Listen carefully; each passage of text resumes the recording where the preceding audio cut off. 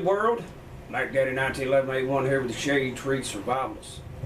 Subject of this video is how to take an M14 M1A rifle out of a Sage E.B.R chassis. I have attempted to do this video on other occasions, but the lighting inside the house sucked, and of course outside the wind noise and birds and all the other crap always seem to interrupt and ruin the video. So I've shot it several times. Well, I've shot it twice since I had it in the EBR chassis. It's not hard to do, but it does require some tools. First, you need a 5/32 Allen head bit for a screwdriver, or you just need the 5/32 wrench, which is not it. I'm using this to loosen up the scope to take it off, but that's all you really need. Okay, now this is not I mean, you will need a whole lot more tools than that to actually prep the rifle for an EBR install, and I've got a couple of videos up on that subject there. Because I was afraid I'd wreck it, I didn't video it because the camera seems to be a distraction that gets me into trouble sometimes, so I did not video that when I installed her in the chassis, and everything went flawless. And it did so because I took my sweet time about installing it in the chassis. I did not want any distractions, and it worked out fine. So without further ado, I'm going to disassemble the rifle and show you guys just how easy it is.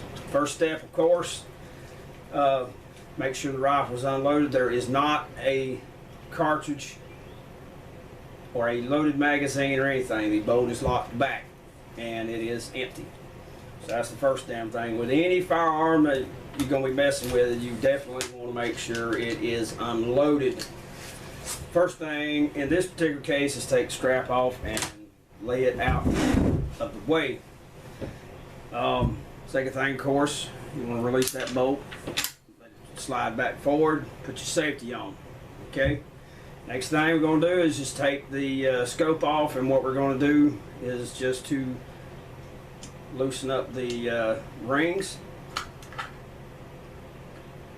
These are the proprietary rings that came with this El Cheapo scope, and I have not forgotten what I told you guys my goal was for this year, but I've had broke down cars and I had to spend money on that, and of course the screw up on the giveaway, and there went my scope money. So hopefully in the near future I will be getting the scope that I was telling you guys about, the SWFA Super Sniper, and we will go from there.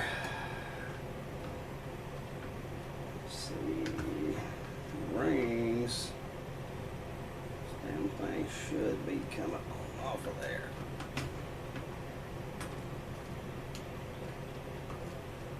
There we go. Pain in the damn neck. But yeah, I just use a little short Allen wrench to torque the nuts down on it. They got holes in it. You just stick them in the holes and you just torque it. Don't want to break anything. The next thing we're going to do is take the top cover, the top rail off, and then on a civilian variant with the heavy barrel, or the medium heavy barrel, or the standard M14 profile barrel, there are 5 screws on the civilian version and there are 6 on the military version.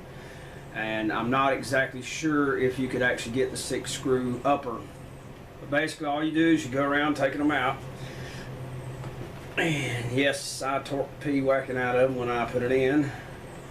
And I did add Loctite, and see their little Allen head cap nuts, or cap screws. One. I forgot about that. There's 2 at the left rear corner of the thing here. I'll get that second one here momentarily.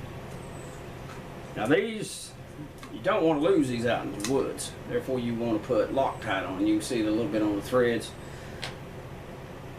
And yes, I'll be cleaning those threads off and putting them back. Putting it back in with that. The manufacturer, the military, and everyone recommend no more than once a year taking it out of the chassis because it creates wear and tear on the aluminum mating surfaces. When I put mine in here, the first time I greased all the contact points so it would minimize the wear and tear. And so far I haven't dumped her in the mud and the sludge and all that, even though that during the I reckon it was the 2015 Survival Fest, I got dumped pretty damn good in the muddy water. I kept Betsy out of that water. And here is the top cover. Once you get that last screw off, and I'll just leave that last screw in there. That's all there is to it. Okay, it's nice, stout, and it does not flex. And you can see the profile of the barrel, and it's got some grit and crud on it. So we will be definitely wiping all that off. The next thing you have to do is there's 3 big screws right up here. You see this here? This here is the op rod guide. It replaces the original op rod guide that comes on the rifle. Okay, that's that is the trickiest item. That and taking the flash suppressor off with the tiny little Allen head cap screw that interrupts the or locks the castle nut in on the flash suppressor. Those 2 items there you got to be damn sure delicate and very, very careful with. Now these big screws here, you use a torque wrench, okay, and they require 24 inch pounds. Okay, so that's 24 inch pounds. That's 2 foot pounds is what it'll come out to. So it's 24 to 25 inch pounds. And I'm gonna have to get a dedicated Allen wrench to this. Okay, folks, here's one of the screws. The other screw's under the handguard under here, and then the other screw's on the other side. So the next thing we're going to do is pull the bipod off, and then the AFG, slide that off, and we'll go from there. There's a screw and a nut that hold the AFG together, and that's what they look like. Got those out. Now we'll take the Picatinny rail adapter.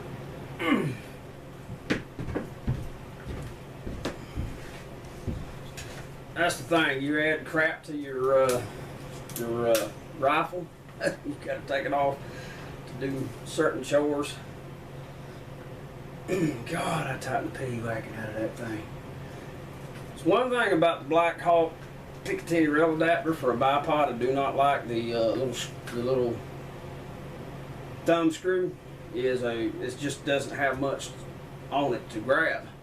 And I've got this screw out. Slide the AFG off, and it's out of the way. Now I can access all 3 of the screws.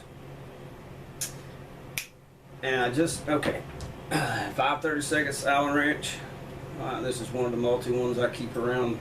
This is not something you do in the field, ladies and gentlemen. This will be something you would do once a year and in a controlled environment. All right. Oh. And of course I gotta drop the damn tool. And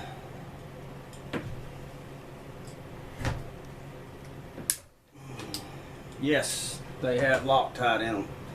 You do not want to lose those 3 screws, by granny, because your accuracy would go straight into, I mean, it would be shotgun pattern is what it would look like, really. And there they are, one of them. And that's one. Go back to the screwdriver attachment, it works so much better.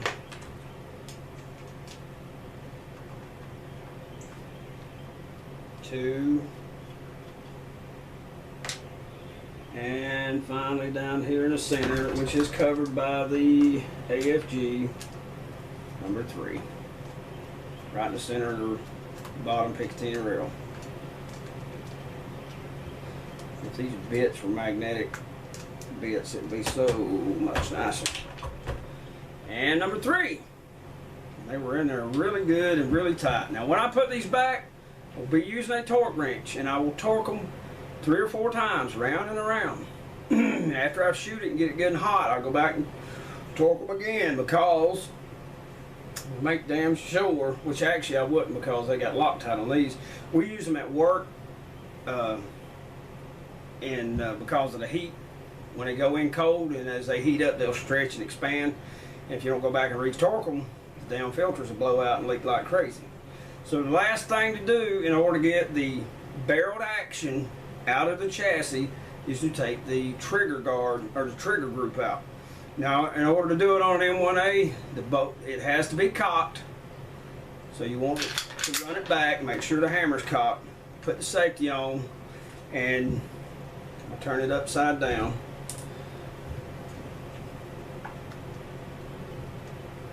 Good golly, Miss Molly, I don't want to bang it around, so it's being a bit of a pain in the damn neck. Alright, just pull that trigger guard out like so. Okay, pull it straight out, and there's your entire trigger group. I know you've seen me do that before. And now,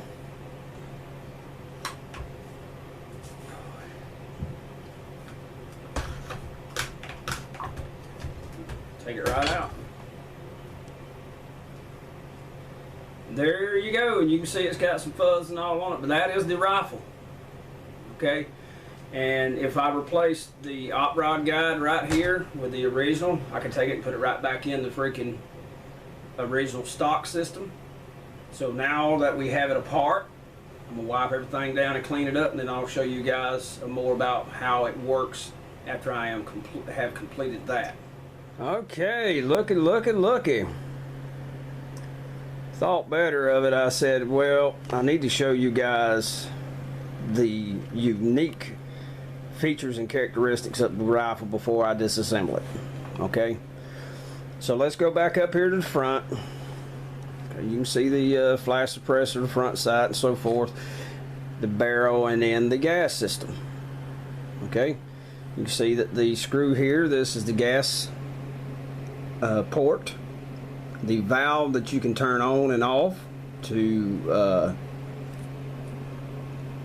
stop the gas flow through the system. Right here is the op rod, and you can see the tail of the piston sticking out there just a little bit, touching it. When you fire the gun, the bullets passing through the barrel being pushed by the hot expanding gases. It gets here, there's a teeny tiny hole cut into the barrel. I'll roll in some video of that.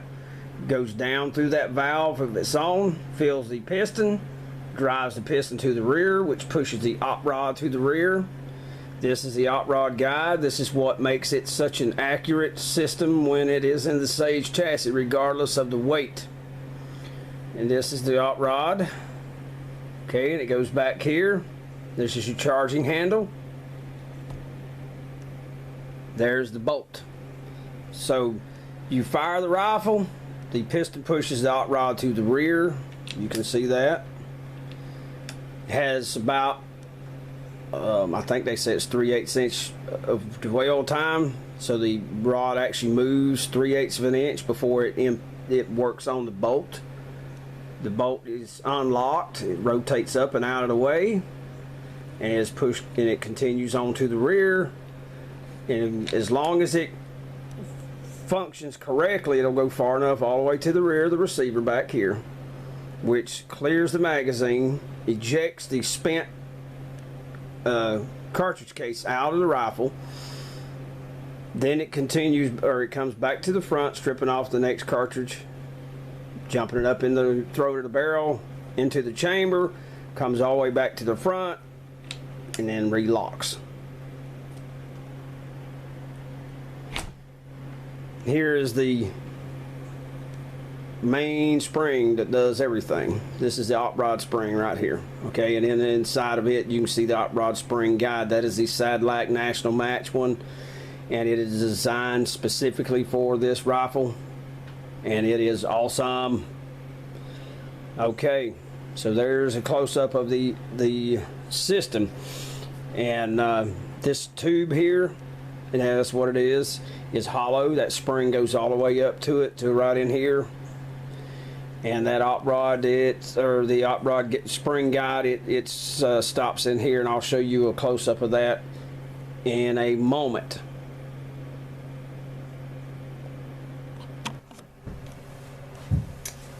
Alright folks, you can see, got my safety glasses on. This is something you need to do.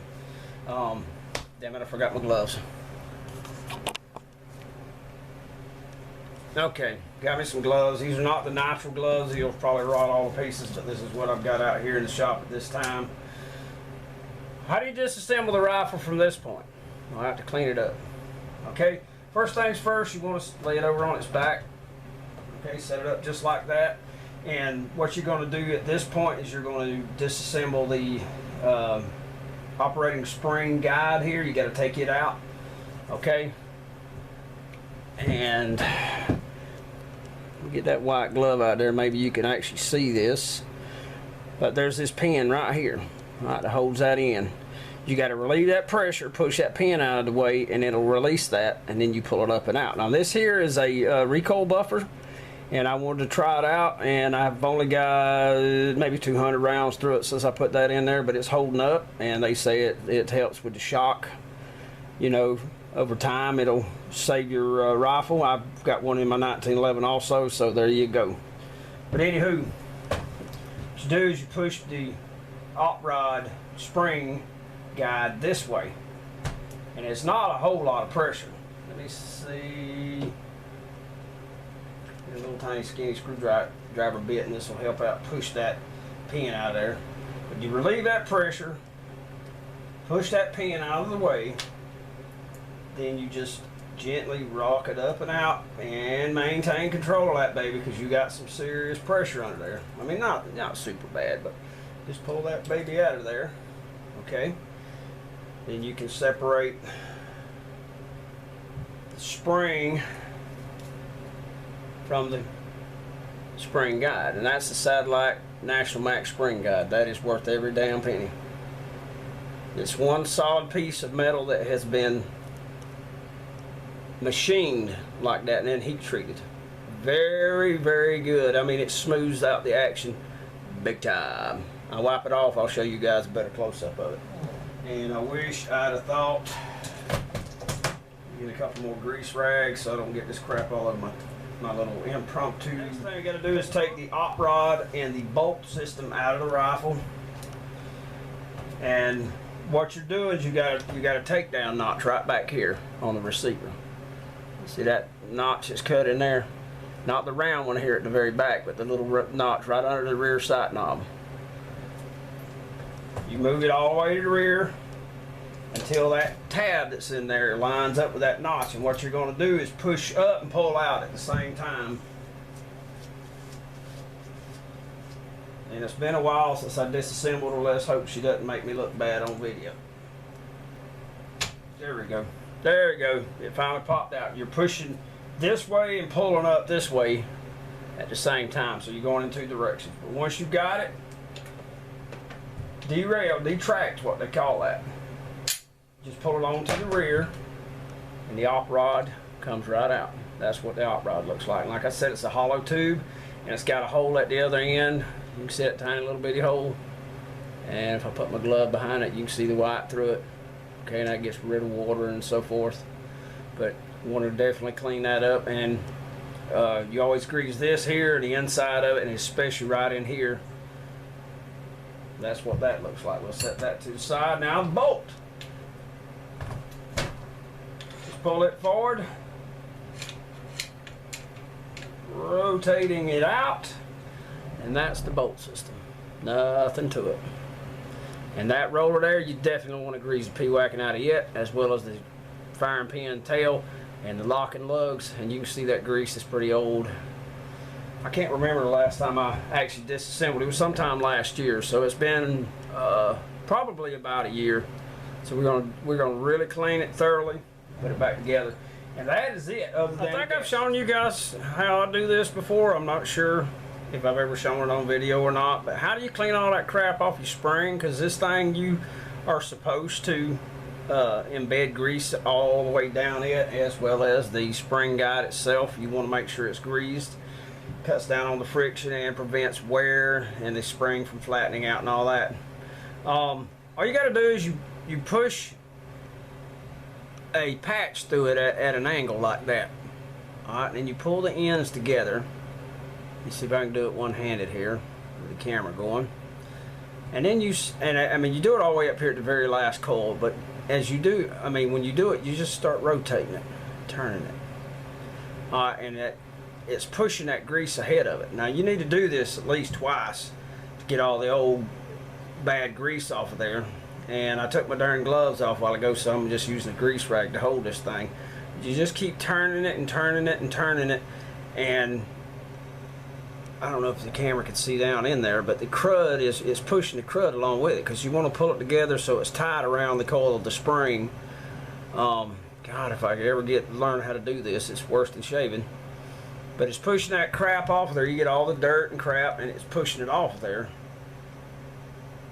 And you just keep turning it all the way from one end to the other. Then you get a new clean patch, and you go back over it. Now this, you don't want to use solvent on, okay? You do not use solvent on it. And if you do, you need to take some Zippo lighter fluid or some paint thinner or mineral spirits, and you need to go back over it and clean all that solvent off, because it will attack the metal of the spring and it will ruin your springs, okay?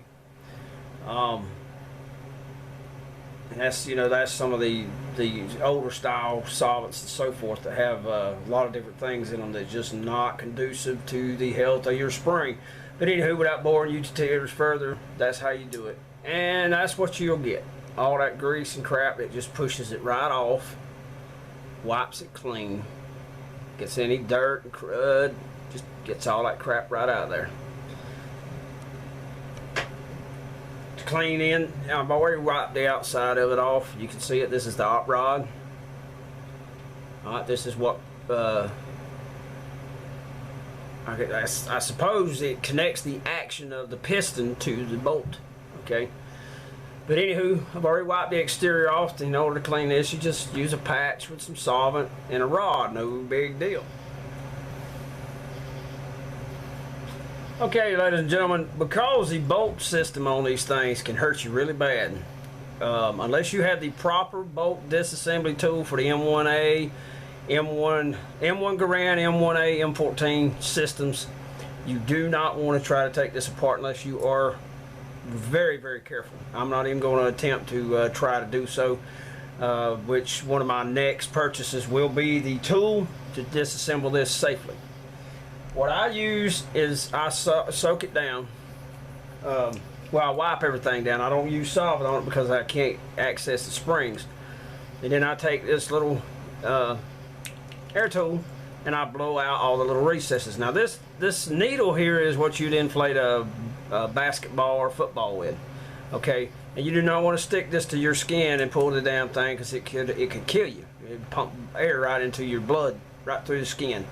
Even though it has a little relief hole cut into the side of it, you still do not want to do that. But anywho, get down all the crevices after I have used some brake cleaner. Now this is the brand that I used because it was on sale. They're all the same damn thing. It doesn't matter. The gun scrubber is the exact same thing, costs you even more. That's stupid. Just get brake cleaner. It works just fine. You blow all that crap out, all the old grease, all the crap that's built up on it. Then you take this right here, and like I said, wear your damn safety glasses, okay? For crying out loud. Take this right here and you blow all those little recesses and you get all the crud out of it as good as possible. You might want to do it 2 or 3 times. You want to make sure that baby is absolutely clean. You hear that? The firing pin. It's a military style rifle style, and it is a free floating firing pin. That's the reason you want to make damn sure this baby's clean, because if that firing pin sticks and is sticking out like that and you fire it, you could have a slam fire. I mean, when you jack the first round out of the magazine into the chamber, when that baby closes, it may fire if that firing pin is stuck forward. Now, Uncle Fester, this is something you need to really pay attention to, because of SKS also has a free firing floating pin, and it is notorious for slam fire, and that'll blow the gun up. What happens is the cartridge fires before the bolt lugs here and here are locked in. Alright, if they're not completely locked in, it'll shear this right lug and it'll blow the damn gun apart. It'll bust the receiver. So that is something you want to make damn sure it is absolutely clean. If you do nothing else, I mean, if you do nothing else, you want to make damn sure that is clean and that firing pin is free floating. I don't even oil that because I don't want it to gum up the internal works and cause a failure. Now, that's a stainless steel firing pin, so we ain't gonna worry about it. But you definitely want to knock all that out, and then I always put a drop or two of oil around the extractor and so forth. And then we're going to grease that. I'll show you how we do that. Just a moment. Okay, so how do you grease that bolt roller? And you can see I've already done a little bit, but I'm going to show you how you do it. Take you a spent 45 case. And I decided to show you guys how to do this. Put your bit of grease on the end of your finger, and you start working it like you do a wheel bearing. Okay, you just grab a little bit and you shove it down, and you can see, if I can get it in there, you can see that there's room on the bottom half here, the bottom part of it, for the air to get out of it, so there's no air trapped in it. And you just keep poking it in there like that until it's full. And once it's full, then you take it and you push it on that damn roller, and it'll push that grease right through it, just like it would on a wheel bearing on your car. Okay, if you're a handyman, you do that kind of work, shade tree mechanic, you will understand exactly what I'm talking about. And you want to make sure this damn thing's clean now. You don't want any crap getting in it, into that roller, so you want to make sure it's as clean as possible. Take that damn thing, you shove that 45 on there, and it'll push the grease right around and through it.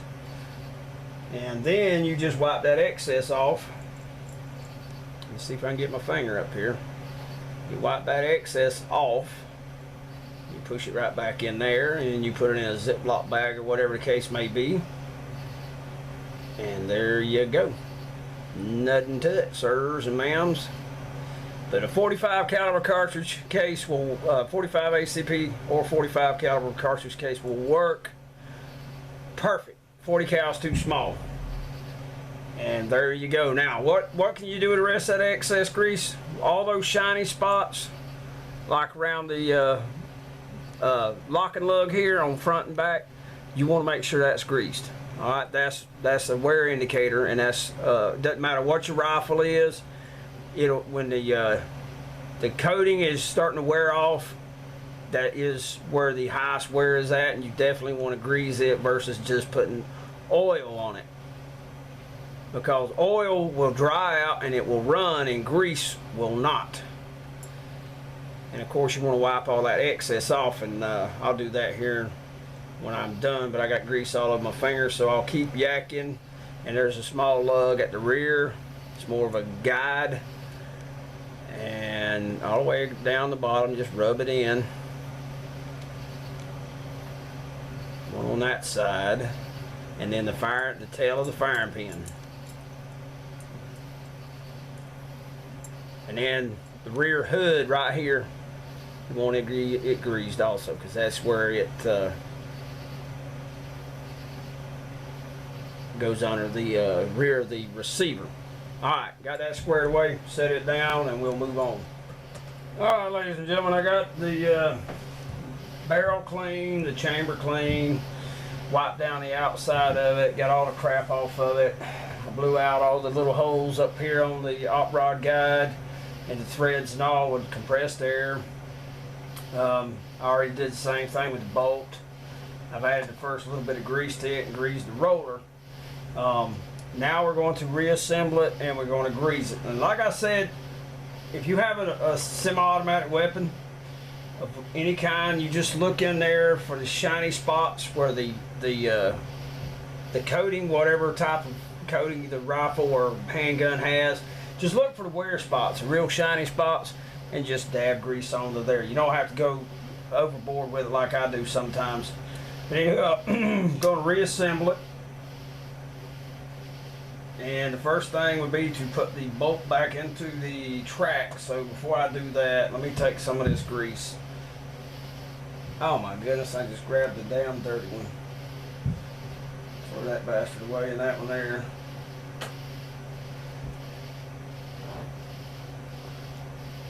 Just get a little bit on in your Q-tip or your brush or whatever. and just start going by, and where those shiny spots are at, just run you a little bit of grease on it. You're going to work it in later, but right this second you're just adding it to it and getting it a layer of it on there, and then you can work it into the metal. If I had not painted over it, the parkerized surface on an M14 is a matrix that captures the grease, and you work it in there like your wife does, the oils and so forth that she uses on her skin to keep it nice and soft.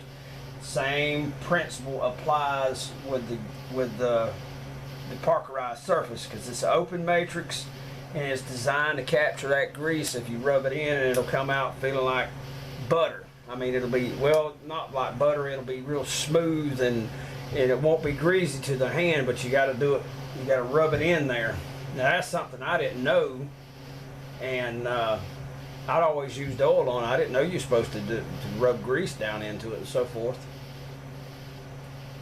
But really, until 2009, I never really took the ownership of this rifle as seriously as I should have, and I didn't do any research on it. The information was not as available as it is today on the internet. I mean, my channel and dozens of other channels, Tony Ben 3, his channel on the M14 M1A rifle is absolutely an excellent source for anyone who is interested in buying the rifle and using the rifle. But all the tracks inside the receiver, all the way back to the recess for the firing pin at the rear of the receiver, you want to make sure you get grease on those surfaces. And then rub it in, just keep rubbing it and get it worked in there real good. That's another mistake I've made. I didn't rub the grease in and make a film of it. I had it gobbed up every damn where, and that's a mistake. You don't have to gob it up. You do need to rub it in to the surface of the metal as much as possible. And I'll saturate that a little bit, but not gob it up. I just want it wet.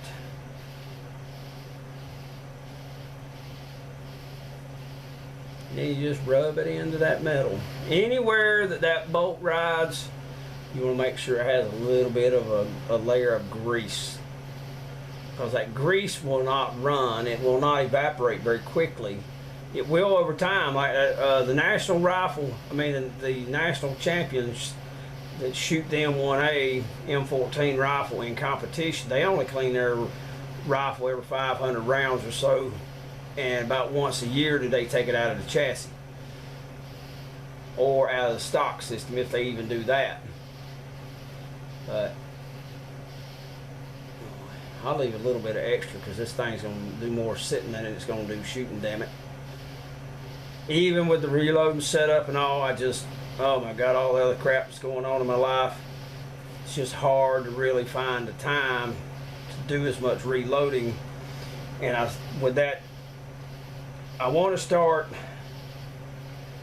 get the Kestrel unit for the weather and all the temperature and humidity and barometric pressure and all that, so that when I do start shooting the rounds, God, these glasses are fogging up, it's so freaking hot in here, that I can record all the data and start keeping a log on all that. Is that necessary? If you're going to do long range, you're damn right it is. You want to know exactly how your rifle performs with said cartridge, said weight of bullet, with said freaking powder and primer and brass, and you can get a data. You can collect that data over time and keep it in a log, and then when the actual shooting, you really need to shoot, you'll have that information. You'll be able to dope your scope and dial it in correctly, and you'll be ready to rock and to roll. Alright, got all that done. I'm going to leave that excess on the bolt. Turn the rifle around. See if the camera can see that. Yes, it can. Move that white out of the way so it's not blinding the camera. Then you take it and you start by sticking it in sort of an angle like the tail of it in. Let's see if I can do it again. This is it's one of the reasons I leave that extra grease on there, because I know it's going to be a pain in the damn neck. And what's catching me, I think. There we go. You got to get, there's what they call the bridge barrier for the firing pin. You got to get the tail of the firing pin past that. Once it goes past it, the right locking lug, or the left locking lug, the one on the left side of the rifle, you get it past the locking lug on the receiver, just drop it right in there. Slide it to the rear. Alright, got that. Now the op rod. This one here, when I first got the rifle, this was the absolute hardest part of the freaking getting it together.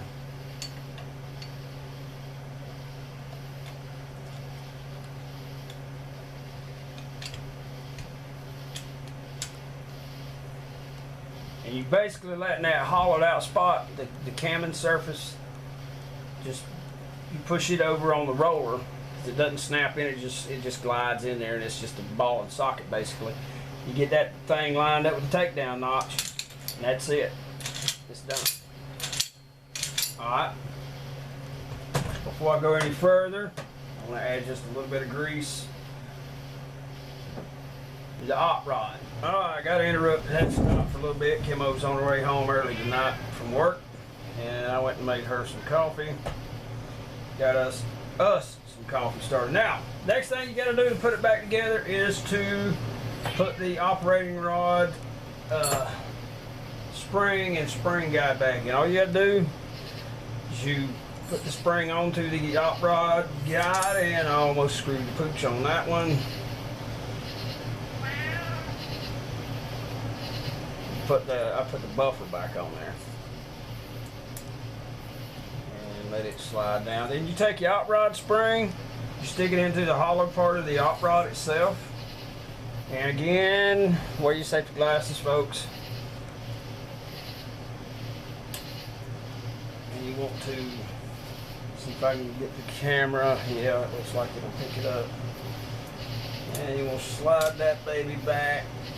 And that damn pin is out of position. Put it in there, right here. Push your pin back in, and it's trapped, and it captures it. And whoop, Wally, get down. If it ain't one freaking cat or one freaking dog, it's another freaking cat or another freaking dog. And then they recommend you grease it for the most accuracy. You want to take away as much parasitic friction as possible, so you want to add grease to the spring and the spring guide itself. All right, folks, right up here at the front where the holes are that actually bolt the barrel and action into the rifle, where the op rod guide goes, I want to put a little grease in there, because that's the part that will get dinged up over time, and when the wear pattern starts, then you have a hell of a time. You can't replace that metal very easily. Let's just put it that way. It's an aluminum alloy. So I just put a little bit of grease in there, work it around, so when I reinstall it, the steel op rod guide does not damage the aluminum.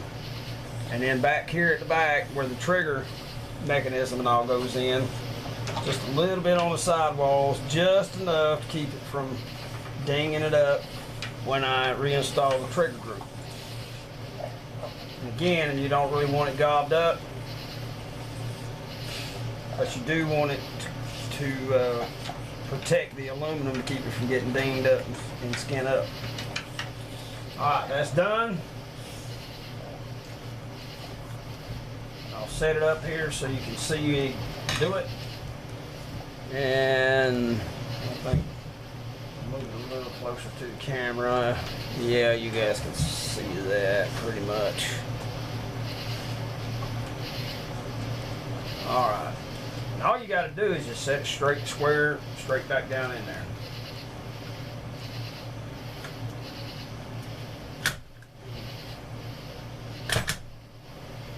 holes line up. Everything's sitting like it should. Daisy, you all right, baby girl?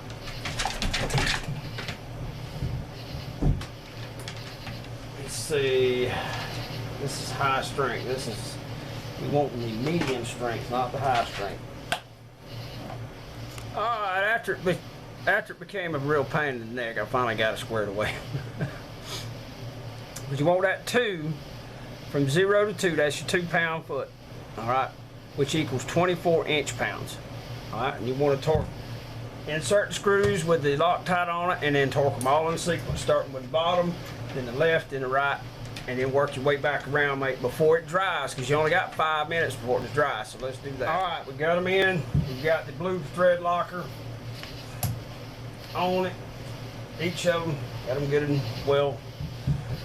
Now I got a guy to get it done at 24 inch-pounds, which is 2 foot-pound. And let me see, I'll start with the bottom one. This thing lined up, all right. Now you listen for the click.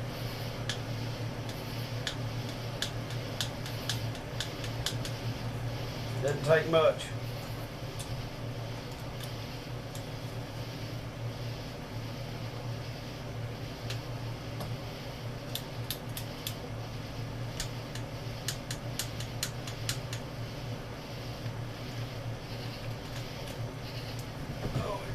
I'll end up having to have some loose screws. These things about to get wore out.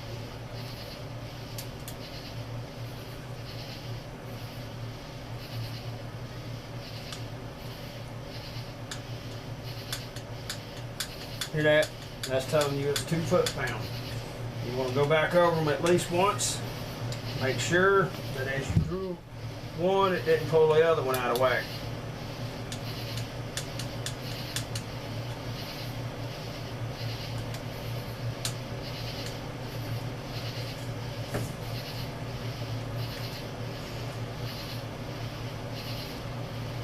If you want repeatable results, you got to make them right as rain. They all got to be the same. Every time you take it out. So when you put it back, you torque it back down, it'll be the exact same thing. Now all the thing left to do is put the top cover on. All right, we got them all the screws in. Put the Loctite on them also. If you screw up and use the red Loctite instead of the blue, this is the blue, this is medium strength. If you use the red, you have to have a cutting torch to get it out, and it'll strip the freaking threads right out of the aluminum. So that's the reason you use blue on this. Certain applications call for red. This is not one of those applications. Now, function. Whoa. I was about to really say something stupid, but anywho, need to wipe the trigger group down. You know what? I don't see no crap in it, so because Kim is home, I'll just shove it back in there and we'll call her good for now. All right. Once it slides in, all you gotta do is push down, palm of your hand, snaps in.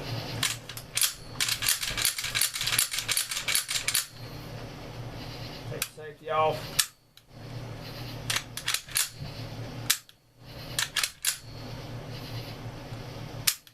There you go. And that's it. So now we're gonna go spend some time with Kimmo. I hope you guys enjoyed the videos. Learn something from it. If nothing else, even if you don't have an M14, maybe you want to familiarize yourself with the rifle, so in case you have to pick one up, you understand the basics. Out of the chassis, it's just like any other M14. Nothing to it. With the exception of this piece, and that's what that crush washer replaces. This right here. This is one of the things that causes the most troubles as far as the accuracy of the original stocks, because if you don't have it placed in there just right, or if it's a little loose or something's banging around on the barrel. So I'm glad that got replaced. But anywho, Mac Daddy 1911 A1 with the Shade Tree Survivalist and old Betsy. Thank you very much for watching. Y'all have a good one.